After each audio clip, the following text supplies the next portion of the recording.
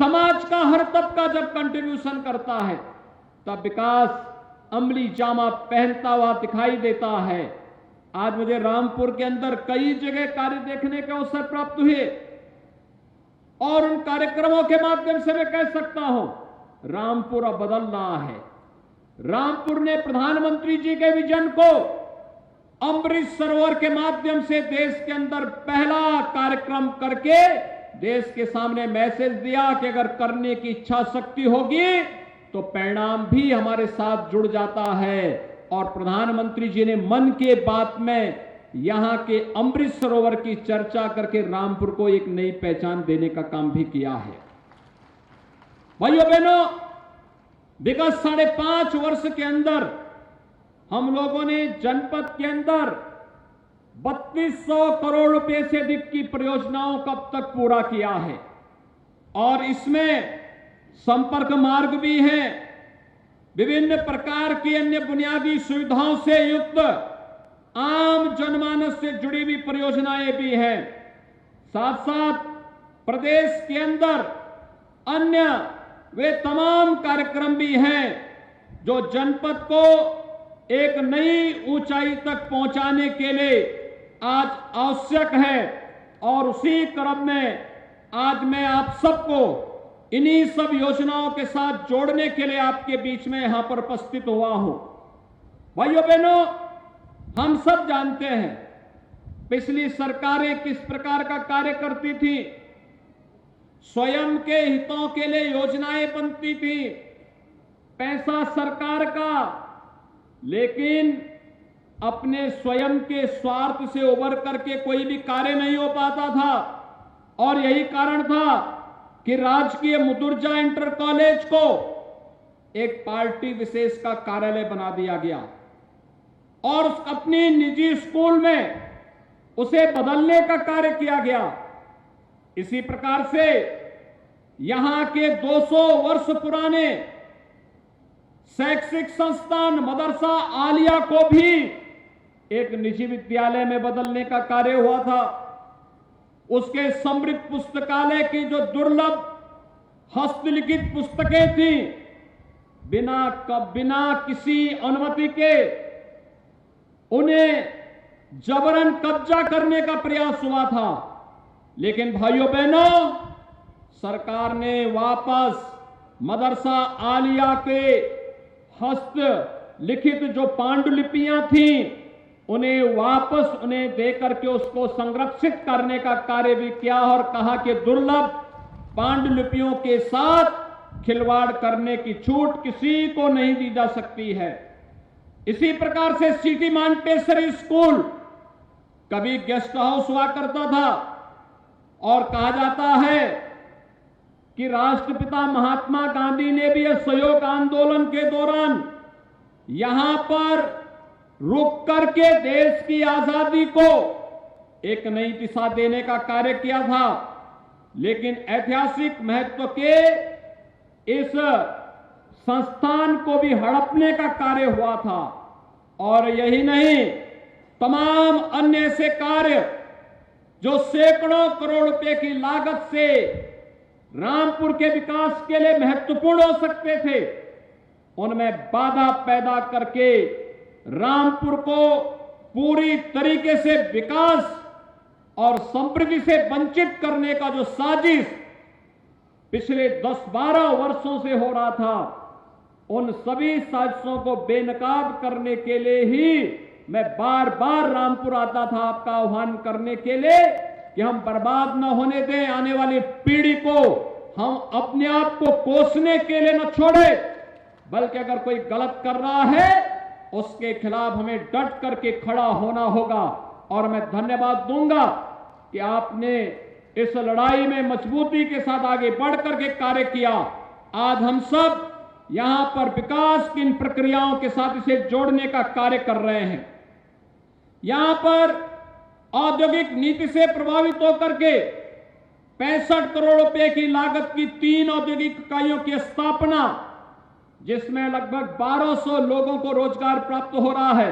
यह कार्य वर्तमान में भी आज जब सुरक्षा का बेहतर वातावरण बना, लोग निवेश करने के लिए उत्तर प्रदेश में आ रहे हैं। अगर यही माफिया और गुंडे, यही पेशेवर अपराधी सत्ता में होते तो कोई निवेश करने के लिए नहीं आता, क्योंकि वहां पे तो सुरक्षा का स्वयं लोगों के सामने एक संकट था। लेकिन आज सुरक्षा का संकट नहीं, निवेश अनुकूल वातावरण बनाने का परिणाम है कि रामपुर के 1200 लोगों को रोजगार उन औद्योगिक इकाइयों में प्राप्त हुआ है। ऐसे ही यहां पर तमाम अन्य परियोजनाओं को भी निवेश के लिए प्रोत्साहित करने के लिए सरकार ने अनेक प्रकार के उन्हें इंसेंटिव भी दिए हैं। उन कार्यक्रमों के साथ जोड़ने का कार्य भी हुआ है। विगत 8 माह में रामपुर में 20 नई औद्योगिक इकाइयां स्थापित हुई हैं। इन इकाइयों में 540 करोड़ रुपए का निवेश हुआ है और यहां पर 600 लोगों को प्रत्यक्ष और 4500 लोगों को अप्रत्यक्ष रूप से रोजगार की सुविधा भी यहां पर उपलब्ध हुई है।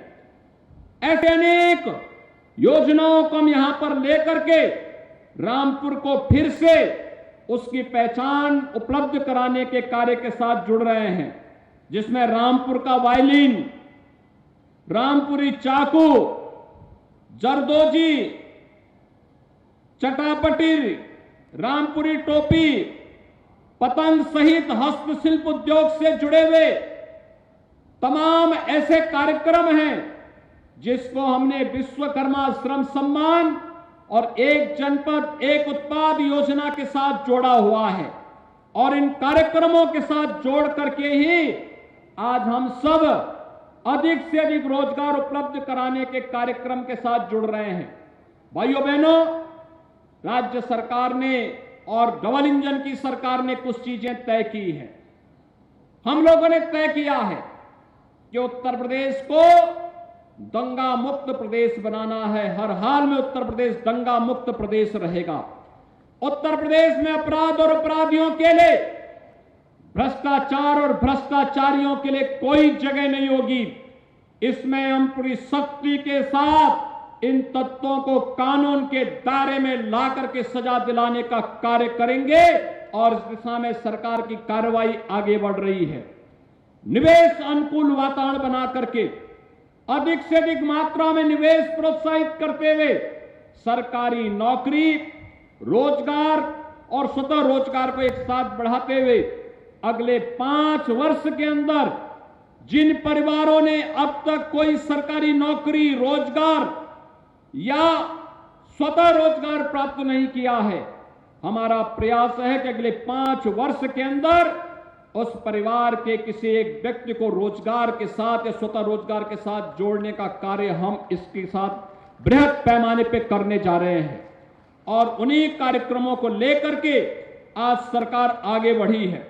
इसमें खासतौर पर जो मांग मेरे सामने यहां के माननीय जनप्रतिनिधियों ने, बलदेव सिंह ओलख जी ने, घनश्याम सिंह लोधी जी ने, राजबाला जी ने, कुंवर महाराज सिंह जी ने, इन सभी लोगों ने जो मांग मेरे सामने रखी, उसमें खास तौर पर एक यहां पर बिलासपुर में इंडस्ट्रियल स्टेट की स्थापना के कार्यक्रम को, इस कार्यक्रम को सरकार प्राथमिकता के आधार पर आगे बढ़ाने का कार्य करेगी। व्यापक पैमाने पे यहां पर रोजगार की संभावनाओं को आगे बढ़ाने का कार्य होगा। इसके साथ ही मिलकपुर, रामपुर, चमरा और स्वार विधानसभा क्षेत्र से जुड़े हुए शाहबाद, रामपुर, बाजपुर मार्ग, इसके चौड़ीकरण के कार्य को भी सरकार प्राथमिकता के आधार पर लेकर के आगे बढ़ रही है और बहुत शीघ्र इस कार्य को हम आगे बढ़ाएंगे। इसके साथ ही मिलकपुर के जो रामपुर की तहसील शाहबाद के अंतर्गत मदारपुर में जैतोली शाहबाद मार्ग पर सेतु निर्माण और उसके जो अन्य कार्य हैं, इन कार्यक्रमों को भी हम प्राथमिकता के आधार पर लेने जा रहे हैं। भाइयों बहनों, मिलक के ही तहसील मिलक के अंतर्गत मिलक पटवाई मार्ग के मध्य मंडी समिति के सामने भी रेलवे संपार फाटक की सैद्धांतिक सहमति हम दे चुके हैं और जैसे ही रेलवे से भी एनओसी प्राप्त होगी, हम इस कार्यक्रम को भी तेजी के साथ आगे बढ़ा करके रेलवे ओवरब्रिज के निर्माण के कार्यक्रम को भी आगे बढ़ाने का कार्य करेंगे। रामपुर सदर में, रामपुर में भैया नगला के निकट कोसी नदी में भी सेतु निर्माण का प्रस्ताव यह भी मुझे माननीय जनप्रतिनिधियों ने उपलब्ध करवाया और साथ ही साथ औद्योगिक विकास के साथ ही रुद्रविलास चीनी मिल बिलासपुर के आधुनिकीकरण के कार्यक्रम को भी सरकार प्राथमिकता के आधार पर डीपीआर का आदेश कर चुकी है और बहुत शीघ्र इस कार्यक्रम को भी हम प्राथमिकता के आधार पर लेंगे। मेरा आप सबसे आग्रह होगा, मैंने आज रामपुर के अनेक कार्यक्रमों के साथ मुझे जोड़ने का अवसर प्राप्त हुआ है और मैं यहां के जिला प्रशासन से भी कहूंगा, जनप्रतिनिधियों से भी कहूंगा, विभिन्न तबके से जुड़े हुए आप सभी यहां पर रामपुर के भाई और बहन भी उपस्थित हुए हैं। निवेश को हमें अधिक से अधिक प्रोत्साहित करना होगा। ये निवेश कृषि के क्षेत्र में हो सकता है, शिक्षा के क्षेत्र में हो सकता है, स्वास्थ्य के क्षेत्र में हो सकता है। मैंने अभी पीछे देखा, यहां पर मैं इससे पहले जनप्रतिनिधि और पदाधिकारियों के साथ एक बैठक में था। मांग मेरे सामने हो रही थी कि डॉक्टर कम हैं। मैंने यहां पीछे भी देखा है, जिला प्रशासन ने एक प्रदर्शनी लगाई थी। एक हेल्थ एटीएम है, हेल्थ एटीएम में 100 प्रकार की जांचें एक एटीएम के माध्यम से हो सकती है।